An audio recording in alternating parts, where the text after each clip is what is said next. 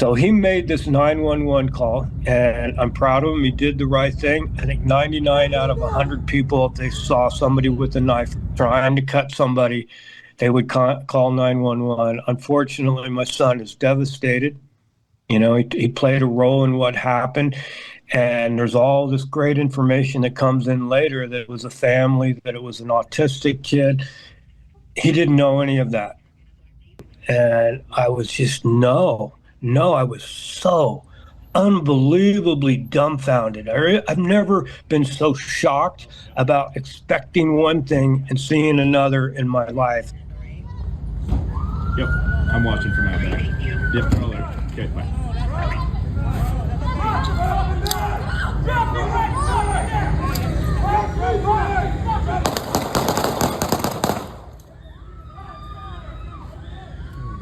They heard the mother. They saw the mother. They couldn't have. They could not have not seen her. She was right there in the line of fire. No. And so they saw her. They heard her. They had a man next to him with all the information. And this is why this is news, in my opinion. They ignored it all. And yes, to give them credit, they didn't know this was an autistic, violent person. Actually, but they did if they listened to the mother. Someone said they didn't have to ask. Well, they weren't being asked. They were told loudly and clearly through body language, through yelling, that this is a special circumstance. Stop what you're doing. In situations like this, officers must make decisions in seconds. They assess threats, not just to themselves, but to those nearby. In this case, two individuals were within a few feet of an armed, non-compliant individual. The risk was immediate and the situation rapidly evolving.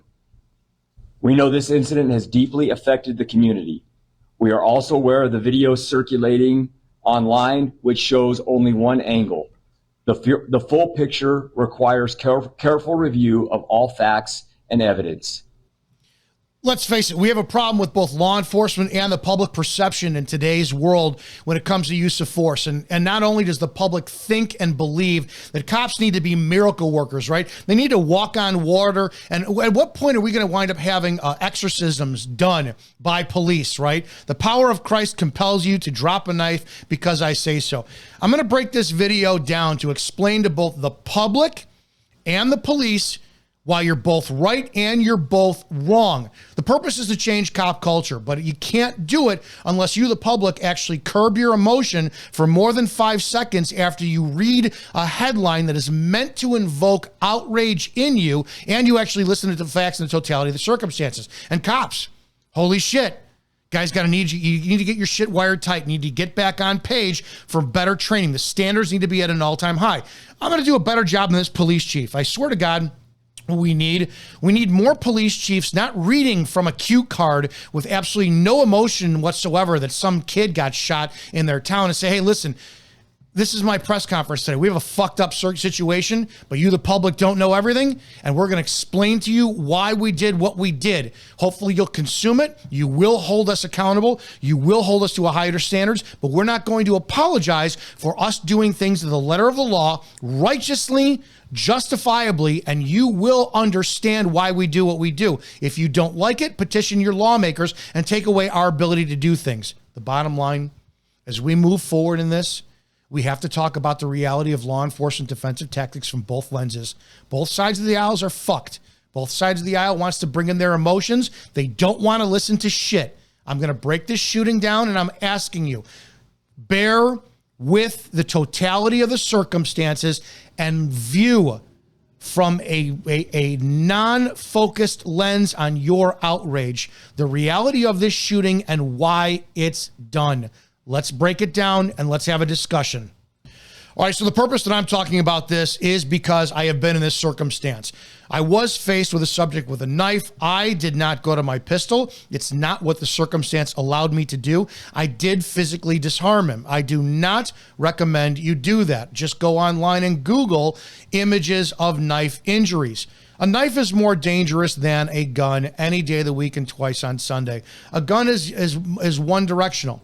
The bullet can only fire or be aimed out of the direction the barrel is pointed. A knife is universal out of anyone's hands, and it never needs to be reloaded. It's just a more dangerous weapon. I'm also a former use of force instructor. I am a use of force expert. I'm a martial arts expert. When it comes to knife training, I want to hammer this point home for the totality of the circumstances in the mindset of the responding officers versus the people who get to sit back home and criticize from the safety of the toilet while watching this content on social media. Before we get started on this, I want you to understand the severity of dealing with a subject with a knife. Years ago, Dan Inosanto, Bruce Lee's student, came up with a theory that was very popularized among the police called the 21-foot rule. And what that meant is if your subject was within 21 feet or less, it was a almost 100% chance of failure for you to draw your pistol and fire off rounds. And Dan did many demonstrations on that. The rule is garbage. If the subject is within 100 feet, you're in danger. I brought in Paul Ingram for this video. We did this video 10 years ago to show that police are limited in what they can do. It's not like subject versus subject. You know, police have to obey rules, use of force policy, state laws when using force against a citizen. So already, believe it or not, the police are at a disadvantage, especially when knowing they have to curb their emotion when applying that use of force as best they can. We're actually trying to get cops at a greater state of humanity by limiting what their emotions would take over on scene. And I'll talk about that more later. I have Paul Ingram with me in this video as you watch.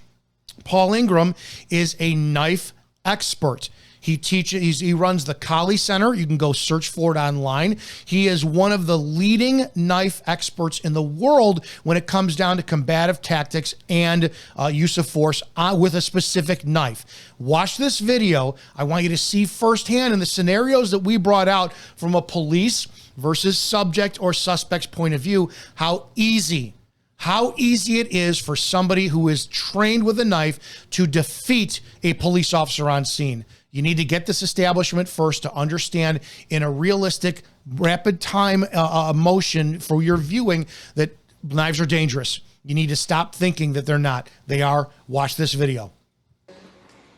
We're just gonna see how fast I can get my firearm out. Now what we're taking into consideration is, I know Paul has committed a felony. I have knowledge that he is armed. I have knowledge that he fights with the police. You're not coming into consideration that you know this guy from Adam, you don't know what crime he committed. You're trying to play in your head again. Do I even have the legal right to stop him? Okay, so we're making this really easy for you. I've also have my weapon retention system defeated, and I'm gonna leave this really loose here. All right, I already know how this is gonna fucking play out, and I have to wonder, in today's society, with everybody who's out to sue cops and get them fired, would you necessarily go to your gun? But the only option in this when somebody's bringing lethal force to you is use lethal force in return. So I'm ready to go. Let's see my reaction on this. All right? Okay, starting at distance. Sir, face that wall, please.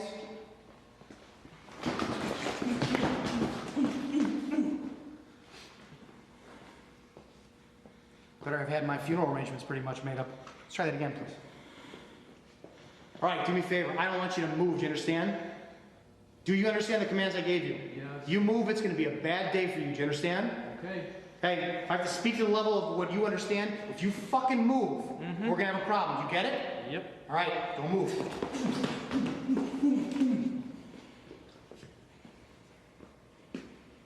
I can go whenever I want, right? Because I'm the bad guy. Pretty much. See, the issue is we play by rules, they don't. And that's the one thing you guys don't understand. All right, let's look at one more scenario. I just got called to a domestic disturbance to where Paul doesn't want to leave his girlfriend's house. All right?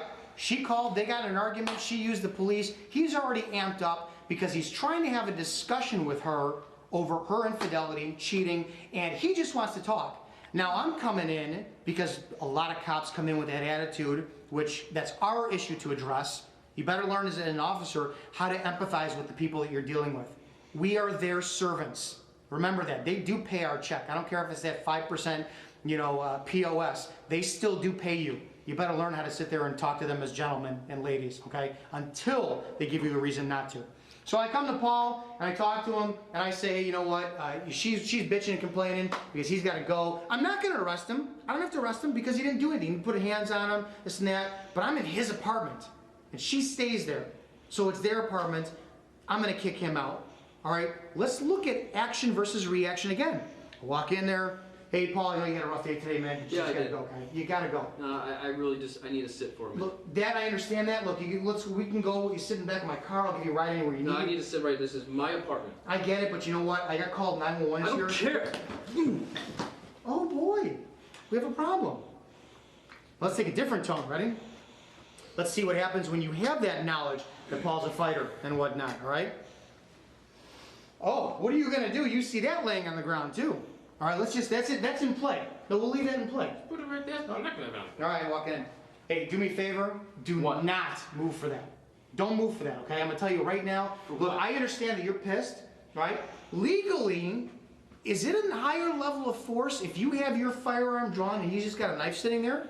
Do you martial artists know whether or not this is, considered a higher level of force? What if Paul, he doesn't even know it's there, it's a butter knife, or he just had lunch or I was something. eating a sandwich. And I have my firearm out. Do you not think that he's going to be in a different frame of mindset to maybe file a complaint that could go somewhere too? These are all things you guys got to think of. All right? So let's leave this out of the way. So a normal, in my opinion, officer would keep distance. He'd have his firearm out. Do me a favor, Paul. Don't go for the knife at all, okay? I just don't want you to go for the knife. I know you had a bad day. Listen to me. It doesn't make a damn bit of difference. Yeah, you guys think this shit is easy. You think this is great. Because action is always quicker than reaction. And I can guarantee you're going to backpedal any of these things. So let's say we agreed that on one of my commands you're going to get up and charge me, right?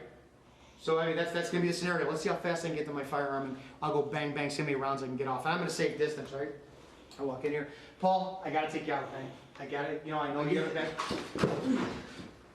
I think I would have gotten one round off and he's off to my flank. And I backpedaled. He's got his hand on my firearm. I got a round off. Down here. No, we're talking about the knife fighters too, right? Can you show where you see target areas on me? Yeah. Well, I mean, your hips are open, which I don't really care about, but your armpits are open, which is what I want. Your neck is open, obviously your face, your wrists, your knees, your groin is exposed. Oh, but my vest can stop that. No, your vest won't. Your vest won't stop that. No way. Nope, not gonna happen.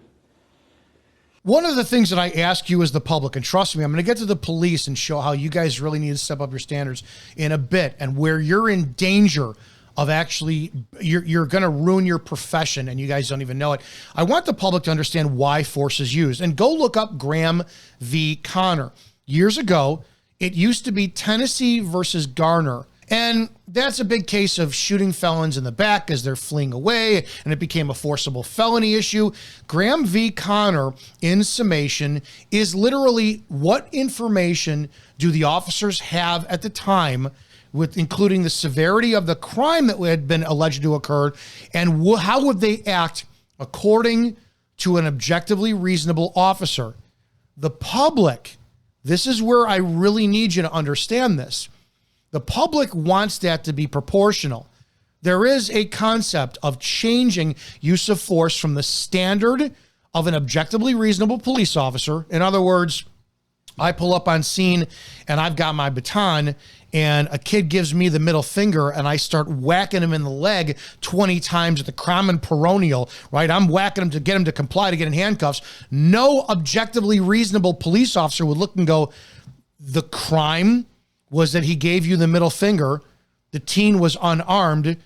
You are 5'7", 230 pounds. The teen is 17 years old and he's 5'4", 110 pounds. And this is what you do. It's not objectively reasonable. The public wants that change to proportionality.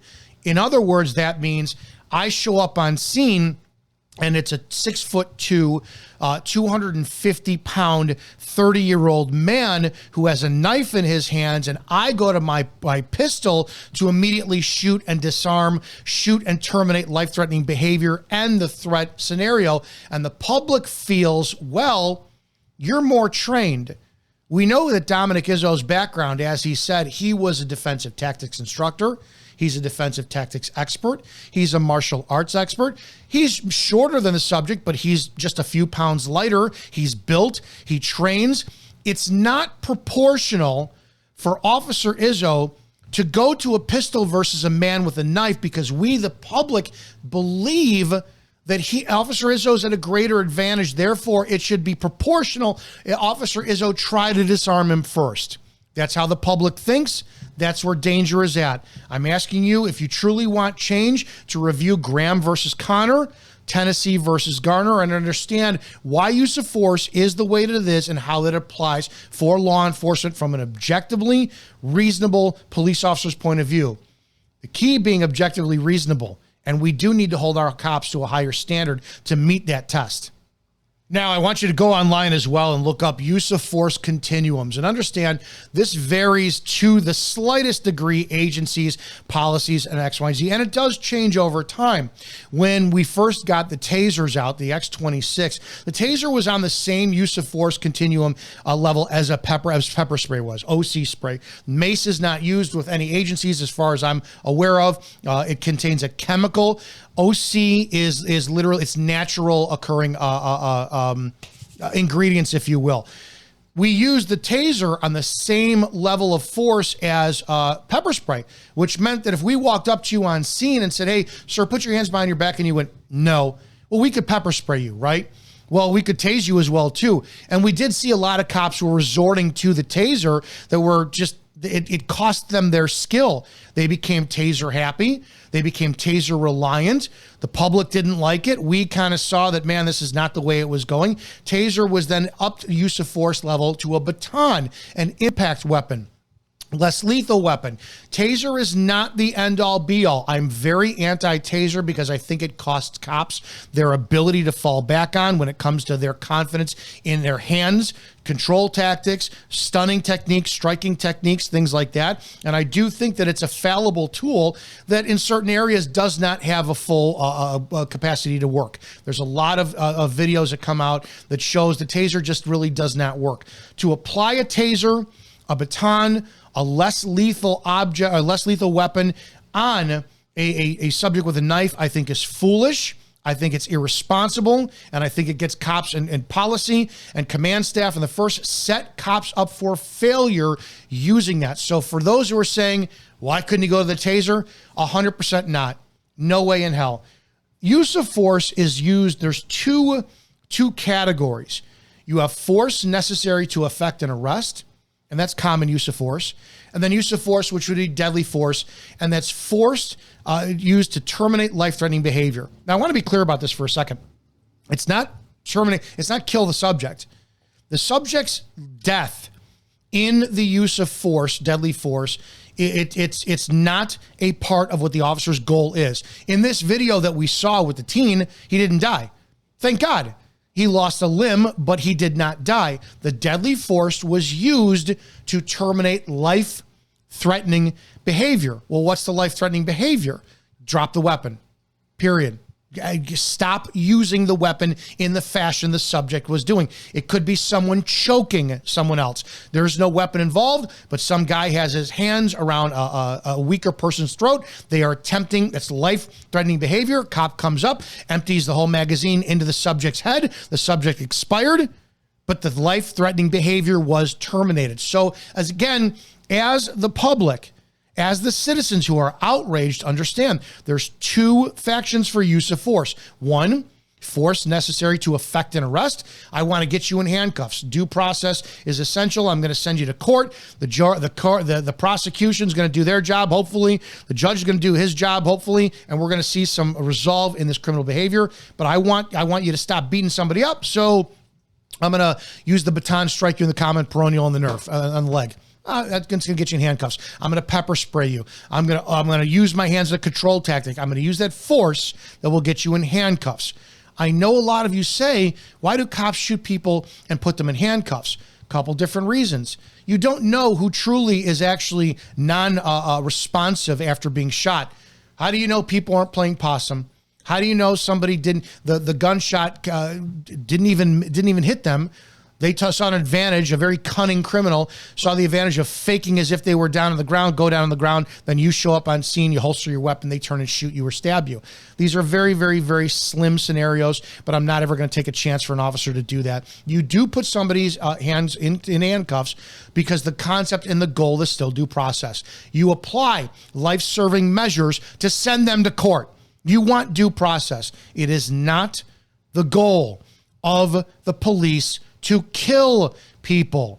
That is the result of the interactions with the rounds that are interacting with the person's body and whether or not their body can handle the bullets. I'm sorry to say it, but if people die, that's their issue. The job of the police is to get people to terminate their life-threatening behavior. You don't like it, then petition your lawmakers to spend all their resources instead of going to foreign countries or foreign wars to get some enterprising young scientific mind in the United States to create a Star Trek or a Star Wars phaser that 100% works without failure and can stun people, and we get rid of pistols. Until that happens, I don't want to hear another thing about it. Use of force, we're going to establish that. Deadly force and use of force necessary to effect an arrest. Those are the two. Let's move forward. Now, remember, the media is completely responsible and should be held accountable for fanning the flames of your emotion for what they print. You have to remember there's two aspects, and for the most part, you're the aspect that has the luxury of scrolling your social media, reading a bold headline, being outraged, and then criticizing law enforcement for not having all the information that the cops had at the time. You get all the information after the fact, and the media loves to spin things. So I'm asking you, set your outrage aside for a moment and just hear the totality of the circumstances and ask yourself, all right, I can't stand the police, but how do we improve this? I'm not asking you to sit there and love the police after this video. I'm asking you to put your outrage where it deserves and actually give the police a fighting chance to live up to hopefully your expectations if you do want change. But if you look at this, I want to talk about this series of events that a cop gets to be put on scene for dealing with the public. And that's either self-initiated, like a Terry stop or a traffic stop, or dispatched. This was a dispatched call. Now, how this comes to play fundamentally is the dispatchers who are invaluable. Police cannot do their job without dispatchers. These are men and women who are stuck behind a desk, usually in a freezing cold room to keep them awake, and they have no windows. They barely have any breaks. They're not allowed any other video on their monitors outside of the Weather Channel. They're responsible for being completely focused on the calls that are coming in. Now, it's the caller. I can't tell you how many times that police get the information third party. First, it's the caller, and that call, it could be fourth party. The caller could be calling on behalf of somebody else. But let's say this is firsthand information. Firsthand information goes to a dispatcher. Dispatcher is now taking that information and sending it succinctly, chronologically, bullet point wise to the cop. That's it. What you think happens as a citizen?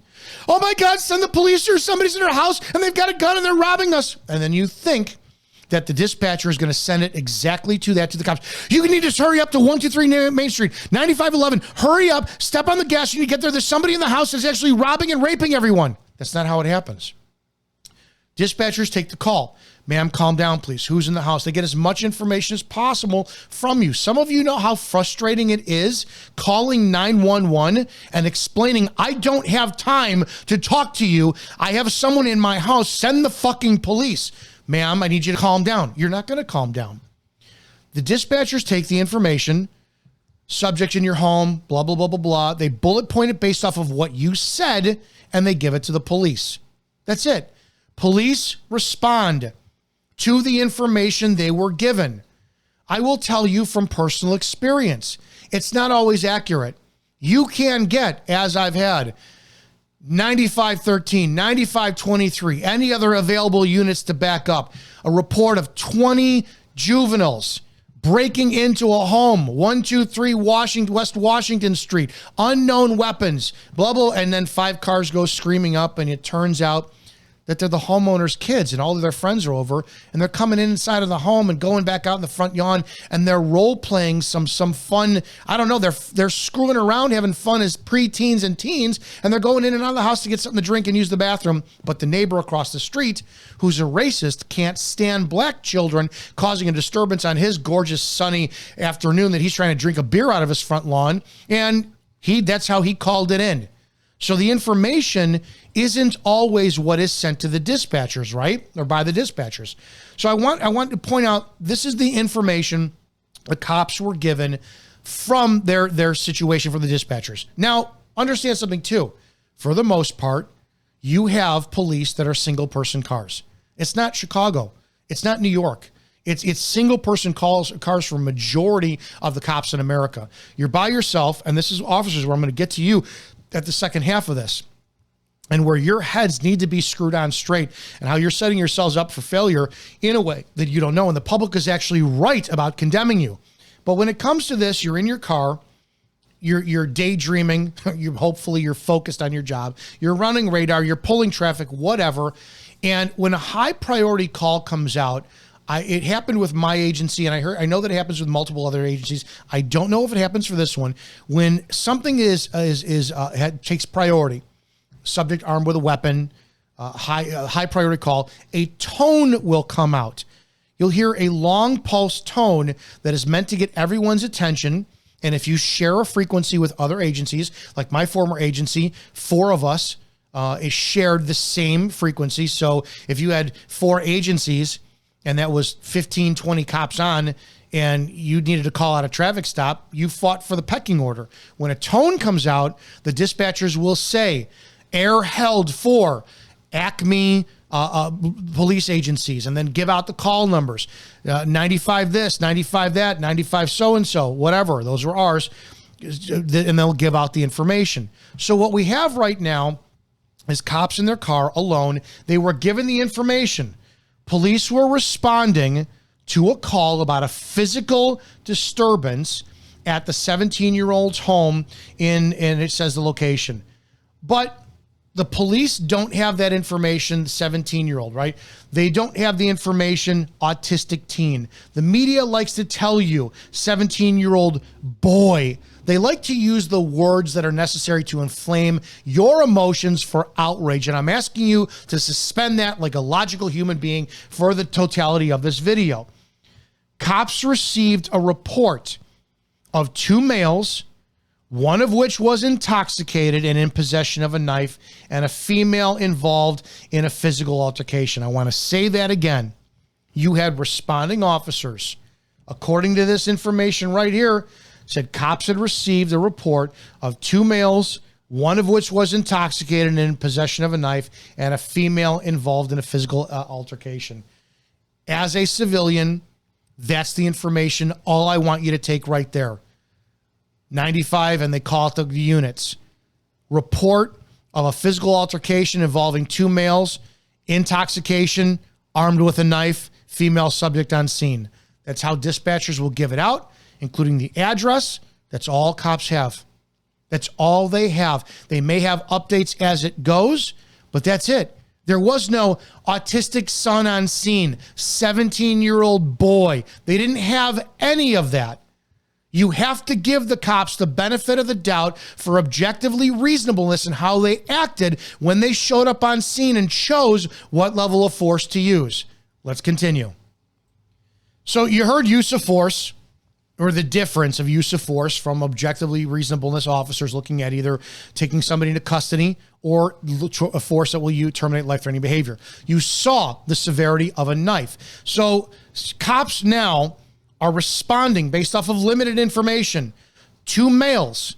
They don't have information it's an autistic male. They don't have information that it's a boy.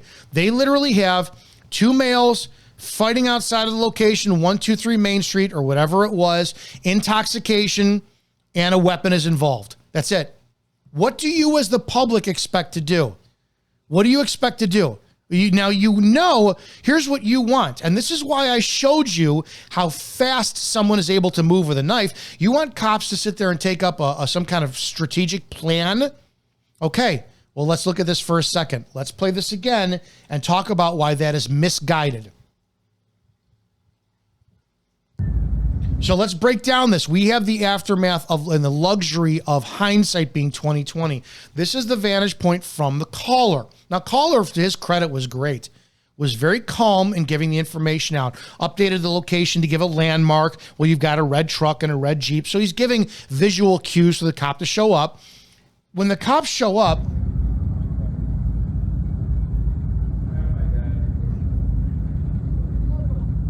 now clearly, the subject can see, yes, this male is attacking the female, right? So first, let's put the onus on the police, right? That's if they're giving that updated information, I don't know if he's relaying it to the dispatcher and the dispatchers as they go are relaying it to the police, which is what normally happens. That's more credible information that you need to get out your pistols drawn, take a long gun, and address this threat. In the backyard. Okay, I don't know how much time went through that. This is a 57-second video, but as you can clearly see the transition, watch, In the backyard. fade, then fade in. I don't know how much time was edited out of that, or this was just the whole video. I don't know. So let's look at this position one more time. In the backyard. Edited because now she has a stick. So again, how much information was this caller giving police? Yes, now the female has a looks like a long stick and she's trying to disarm him. As the cops are getting this information, as they're going to the scene, they're gonna be amped up. They need to get there. This is an active, threatening subject with a deadly weapon. You're gonna get the body's a response to this, and we're gonna talk about that in a minute. You said a red truck and a black Jeep, is that what you said? Red truck, red Jeep. Red Jeep. And there's a. I just want to make sure that you look like they're fighting the right people. Now, officers show up. Let's talk about the body's response to stress before we break this down. Now, before we actually break down the tactics, we're going to address the interviewee's questions that he had. Let's listen to them again and let's address these one by one.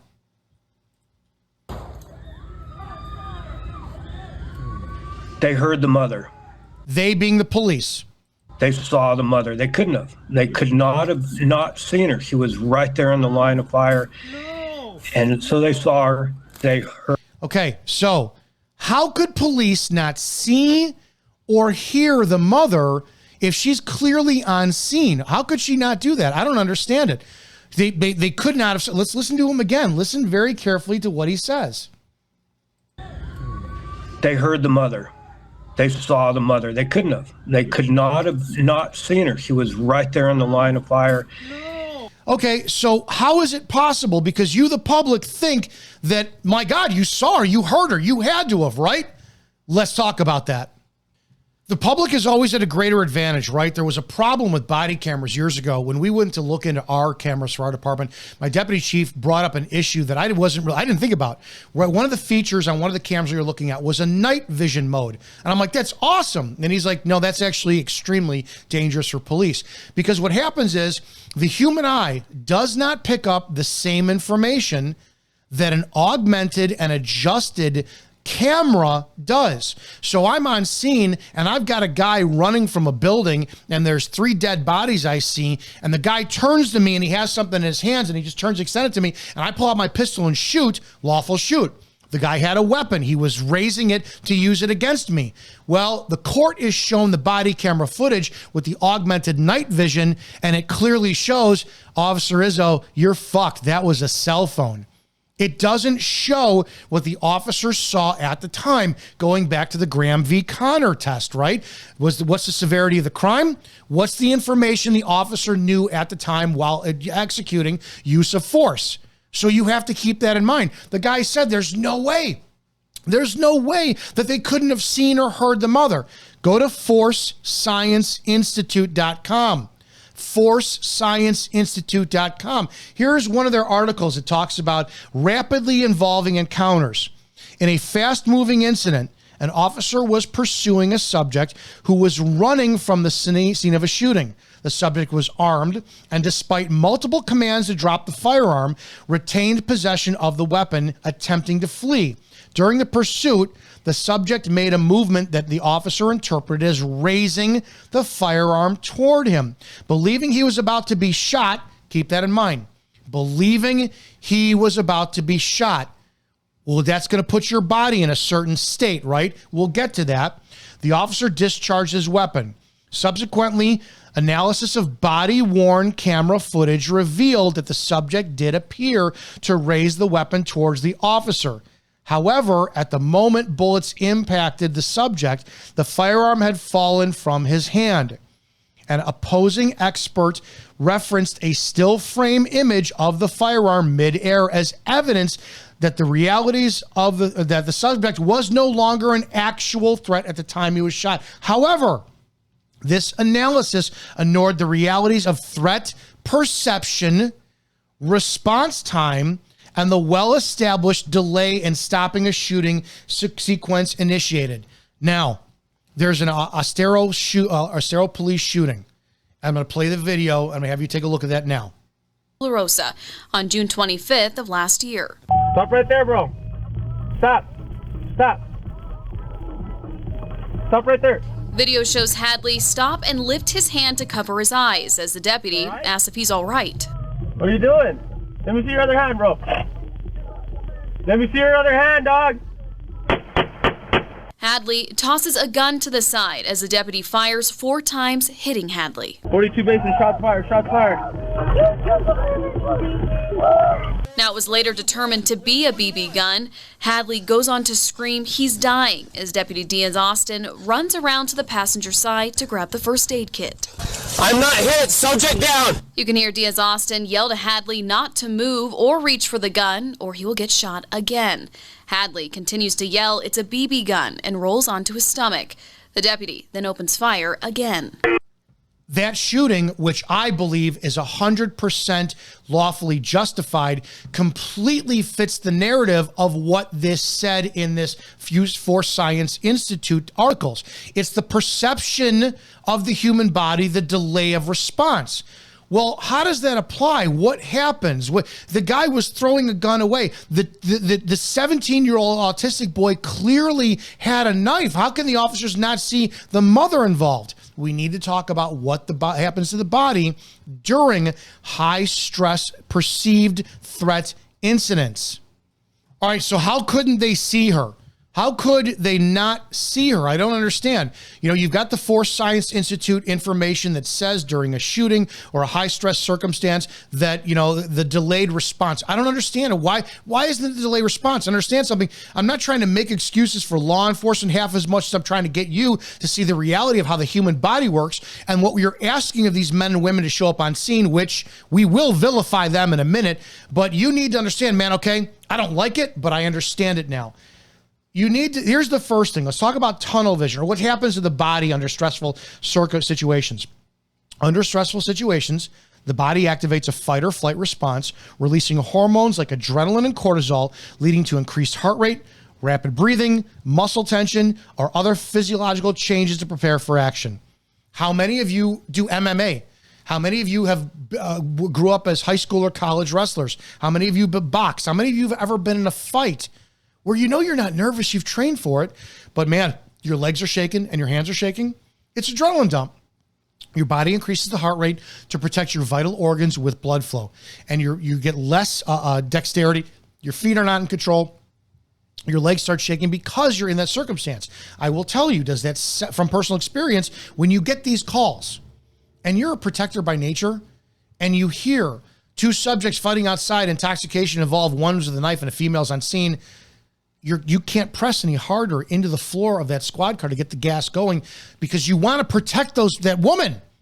You want to stop this fight, and your legs shake, and you're in a fight or flight stress mode. So number 1, you have to give credit and leeway to these responding officers based off the information they were given. Tone comes out, boop, 9511, 9521, 9523, 9525, whatever it is. All units responding. 2 males fighting, front yawn, female on scene. Intoxication involved. Knife is in possession of one of the subjects. Adrenaline dump. We saw how long it possibly took for the cops to get there based on the edited video from the caller. So let's say it took 3-4 minutes. How much information is being relayed to the cops, causing their fight or flight, their stressful situation to compromise their own body in an instant they could not affect?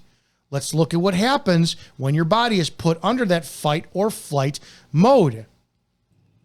Now remember, let's listen to what he said. They heard the mother. They saw the mother. They couldn't have. They could not have not seen her. She was right there in the line of fire. No. And so they saw her. How could they not have seen her? How could they not have seen the mother? During high stress situations, your body, when it perceives threats and it's going to go into fight or flight mode, something called tunnel vision occurs. Tunnel vision is another name for peripheral vision loss. It makes it hard or impossible to see objects that aren't directly in front of you. It can be temporary, but it also might permanently change your vision depending on what causes it. Go read about the phenomenon called tunnel vision. That is how they didn't see the mother. Now let's continue, because not only did they had to have seen her, but what does he say? And so they saw her. They heard her. They had a man next to him with all the information. And this is why this is news, in my opinion. They ignored it all. Okay, so in your opinion, as is the general public, who is now outraged over the fact that the police showed up with no compassion in their heart and they shot a 17-year-old autistic boy, it is impossible that the police didn't see her. Well, we saw that, right? It's tunnel vision. We saw that. But they heard her. They heard the mother giving commands. He's autistic. No. They heard a bystander who was also there. The police heard her. It's not possible the police did not hear the information that was given to them, and they willfully ignored it. Auditory exclusion. Auditory exclusion is a stress response where the brain temporarily filters out or reduces the processing of auditory information, often described as tunnel hearing or going deaf under stress. So yeah, it's 100% possible and very likely they didn't hear anything. That's why, well, wait a second. Why do cops hear or have to wear ears? Muffling devices at the range, but they don't wear it. Why don't they get out of the car, put the headsets on when they go and they deploy their firearm? You can talk to cops anytime they fire their weapon, they never hear it. You get that loud bang in front of them, they don't hear it. Auditory exclusion. So you as the public and the media, who's so irresponsible with disseminating this fucking lie of information, they don't see what's going on fully. They don't hear what's going on fully because of the normal human response to stress, just like anybody else out there. Do I want cops to raise their standards? Yes, but I want you public to raise your fucking level of expectational standards on cops as them being human beings. And no, they just can't fight what the normal human body does. So remember, from the public's perception, yeah, clearly the police should know. They should know what's going on. And how can they not hear? How can they not see? But then again, in the same breath of saying they saw the mother, no, they didn't.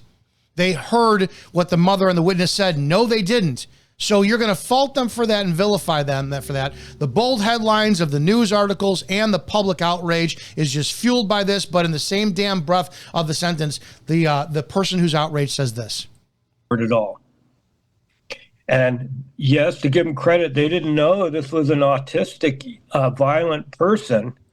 I'm sorry. What was that? And yes, to give them credit, they didn't know this was an autistic, violent person.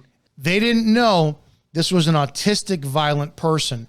Well, number one, thank you for showing that autistic subjects can be violent. I do not believe with today's day and age and candidate and quality of police officer, we're going to get to you, that de-escalation works. It doesn't. You can't put these children who are cops on the street in purposes or incidents of de-escalation. It doesn't work. I've talked about it. I'll talk about it again. But you just said this was a autistic, violent person.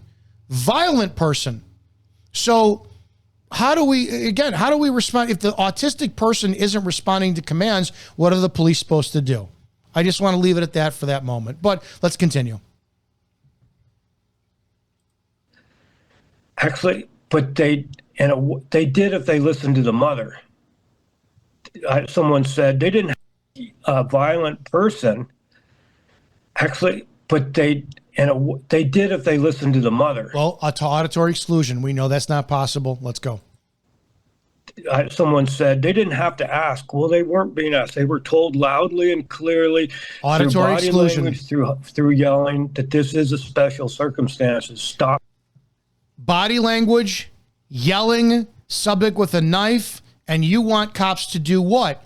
Stop and assess for 5 minutes before they stop life-threatening behavior, and this guy cuts people up? I'm fine with that.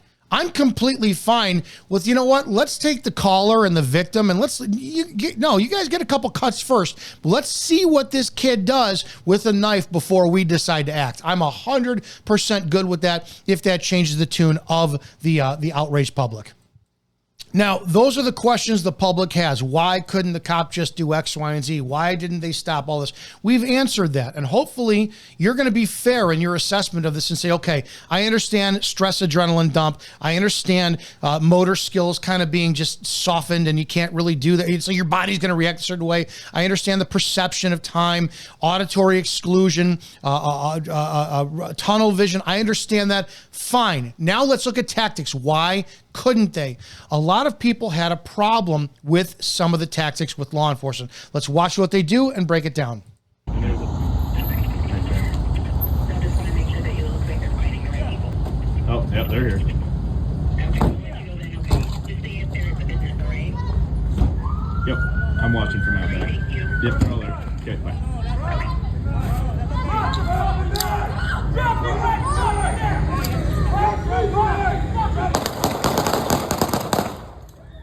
Lawful, justified shoot. Now, I'm going to break it down part by part. Why couldn't they? Why couldn't they? Why couldn't they?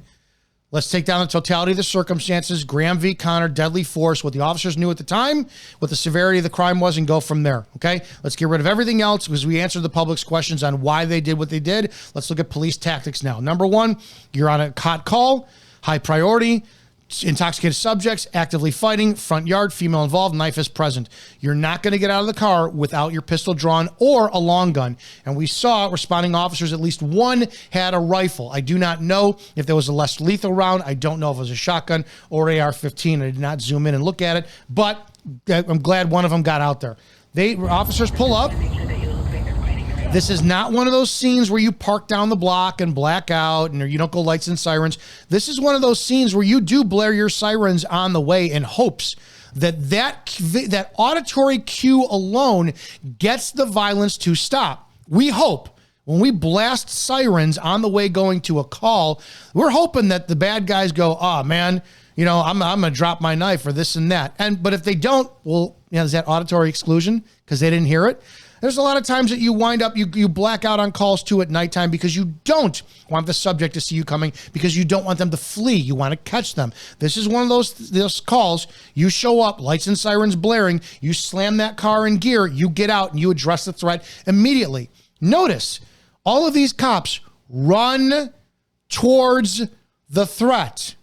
These are what the heroes are supposed to do. These are what the trained warrior servants are supposed to do. Run towards the fucking threat. Not take a look back and go, let me take a look at this. Get out of the car, run towards the threat. Oh, yep, they're here. Immediately running towards the threat. Yep, I'm watching from out there. Yep, they're all there. Okay, bye. Now, he's on the ground. Can a subject still be a threat on the ground? Of course they can. Of course, they could throw the knife. I don't care. What if the kid's got, what if he's so autistic, he's got that Rain Man type accuracy, he picks the knife up and throws it right between his mother's eyes? I don't know. You guys you think that disability means disadvantage. It blows me. You think that unarmed means not dangerous. It blows me away, the literal ignorance of the public when it comes to police use of force. Now, they have a barrier in between them. Well, why couldn't they just use that? How many of you live in a neighborhood where somebody's got a chain link fence? Look at this area, look at this neighborhood. That chain link fence, I bet you, is rusty in certain places, and it really doesn't take too much of a stiff breeze to knock it over. It doesn't matter. Go back to tunnel vision, auditory exclusion. I can guarantee you those cops didn't even see the fence. I'm telling you, since it's not that obstructive of a view, they didn't even see the fence. I'll bet you if you heard any of their testimony when they were being investigated after this, I don't remember seeing the fence. Not to mention the fact, I don't want cops taking the time. Hey, John, go test the latch on that fence. See if it opens up easy or not. You're not going to go and test it. How quickly does it take to somebody to open up a fence, push out, and advance? We saw the 21-foot rule. We saw the knife video. We saw how quickly it acts with somebody with a knife. He's not dropping the knife. He's not obeying commands. Well, he's autistic. He doesn't know. Did the officers know that at the time? Did they know that at the time? The only information they have at the time is 2 males, intoxication, and armed with a knife. Could it be perceived that this subject is not compliant and is impaired as per the intoxication was implied because of his autism? Again, this goes into benefiting and aiding the police officers on scene.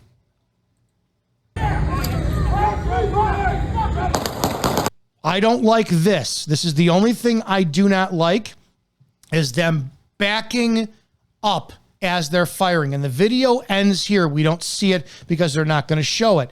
The second the subject stands up, you're asking for mere seconds.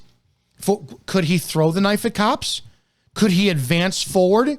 Could he stab them through the fence? 100% any of those scenarios are possible. You saw how fast it takes somebody from a seated position to get up and stab me. How many times in a scenario?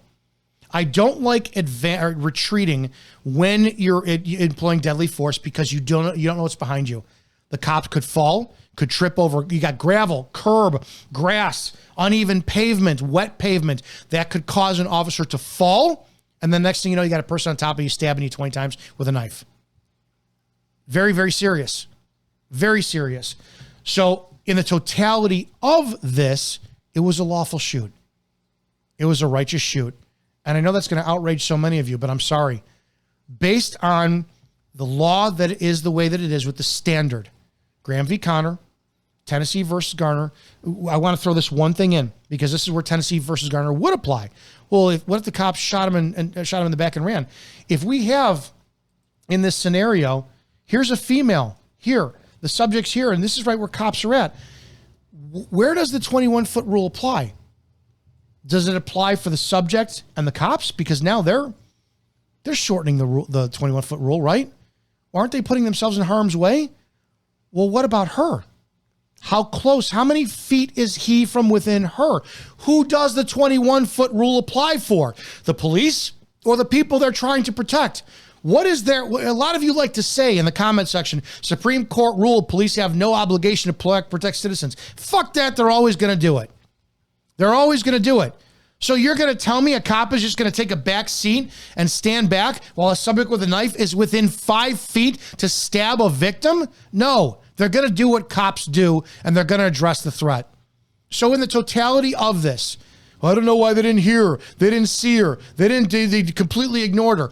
Tunnel vision, auditory exclusion, adrenaline dump, body's sympathetic nervous system going into overdrive because of a perceived threat. Force Science Institute talking about the delay of information, the vision your body gains when it sees a threat and perceives it and says, holy shit, I didn't know that. Wait a second, you mean the subject dropped the knife or dropped the gun? Well, officer, how come you didn't see it? Because the human body does not process information the same way we do in a hindsight 2020 information watching next day. It doesn't. This was, based on the totality of the circumstances, a lawful, righteous shooting. They advanced in the threat. They took decisive action. Problem was solved. The threat was eliminated. The loss of life or loss of limb or loss of whatever else is not the responsibility of the police officer. Because I could put the onus on the parent. Well, you knew he's autistic.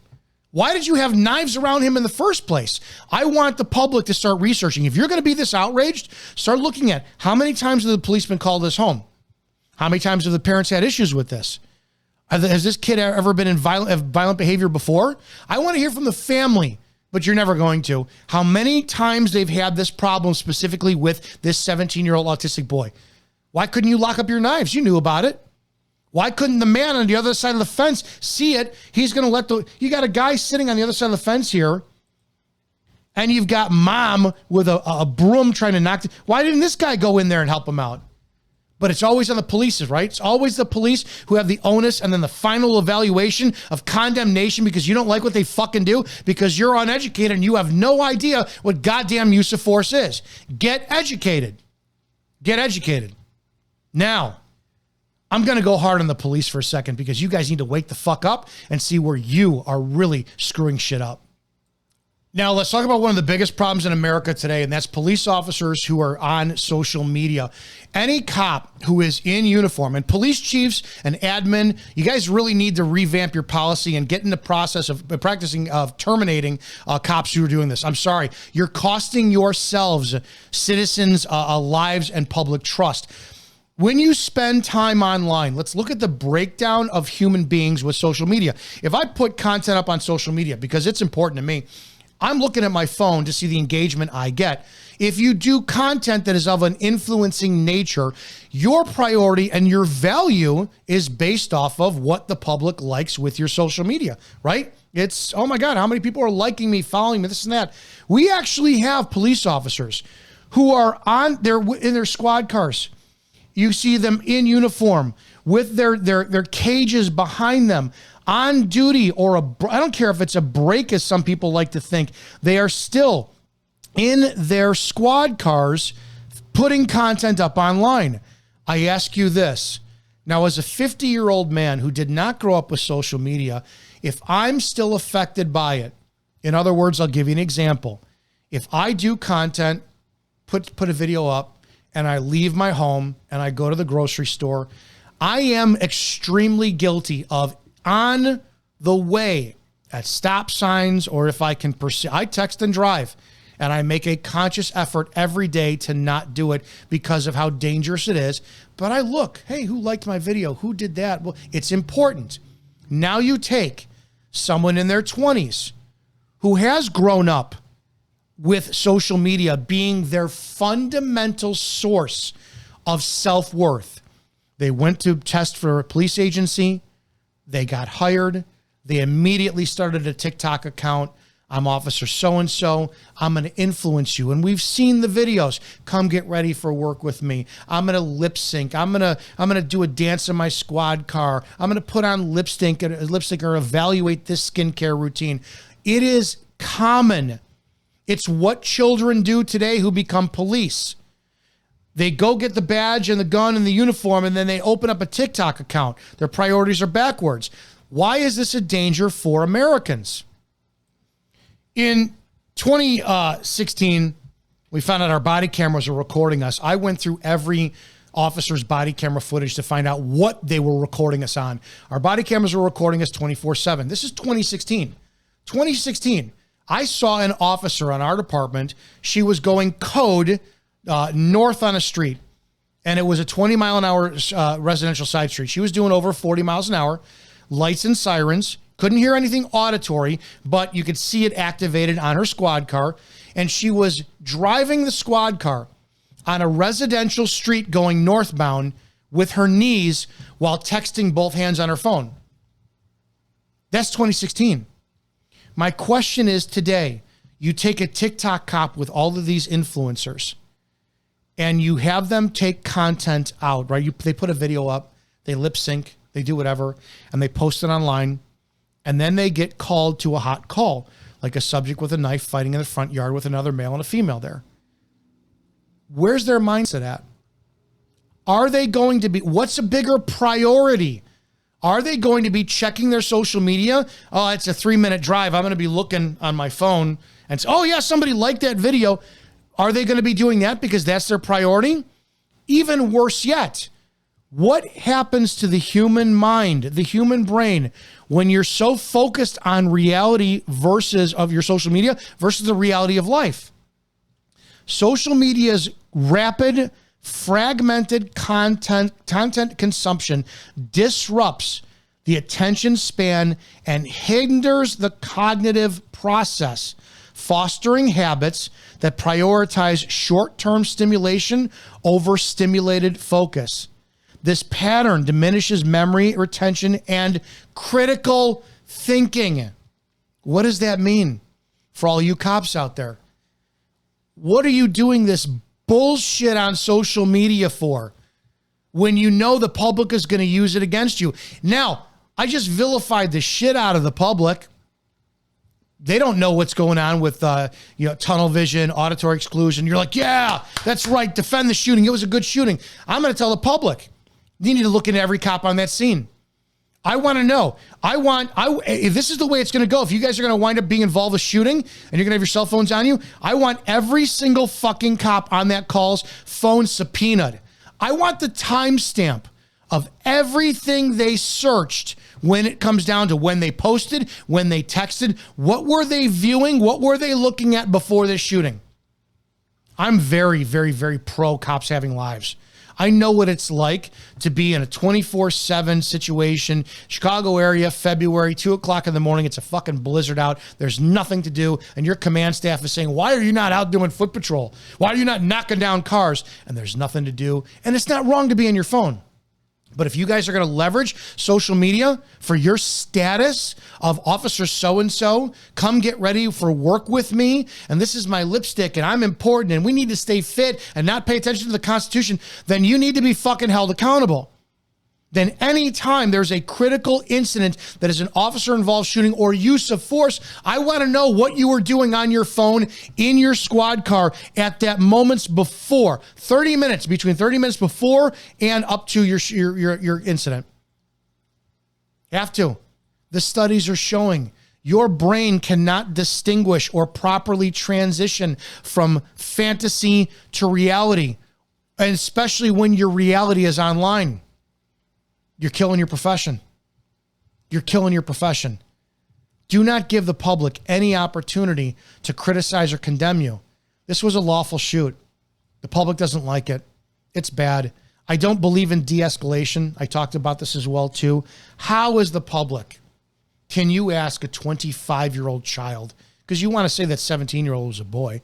I'm 50. I could be a dad for half of these cops in America, right? How? With no life experience and their reality is just online all day long. How are you asking them to get out of the car and try to empathize and connect with a subject to de-escalate a situation? You can't. You can't. They don't have the capability. Empathy will never come across from what they're doing because they do not have the ability to do it. You need to change the standards for law enforcement. We need to eradicate TikTok cops. They need to go. Departments need to start terminating or suspending these children who are abusing the badge this way. You're costing your agencies.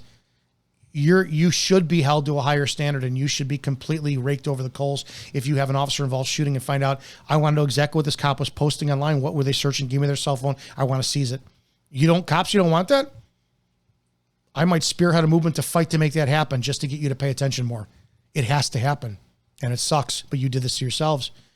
We do not have a quality of officer right now with this age, the limited life experience, the fascination and the focus on social media.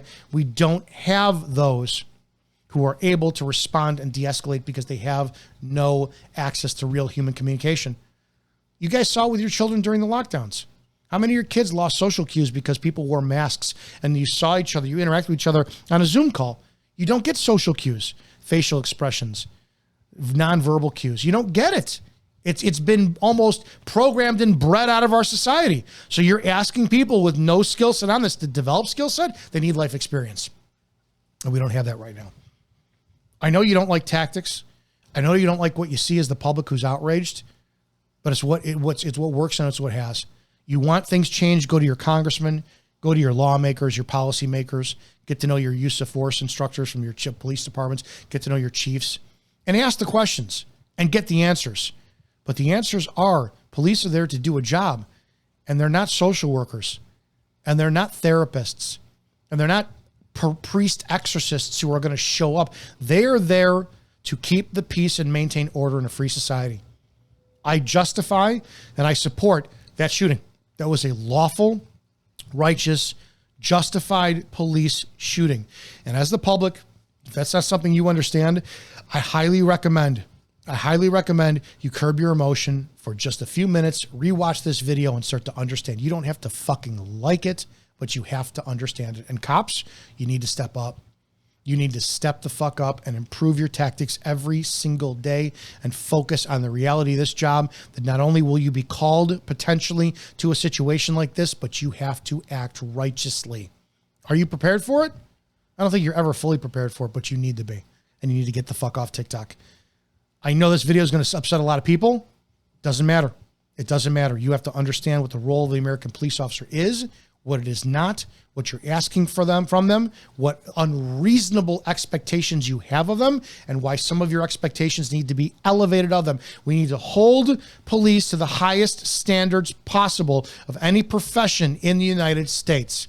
We need to change cop culture. And this is how we do this, by bringing both sides together to sit at the table and say, both of you shut the fuck up. We're going to highlight what you did right, but we are surely going to highlight what you did wrong. And that's how we change this. I appreciate your time. I appreciate your views and your passions. And I look forward to reading the comments below just to hear what you have to say and understand.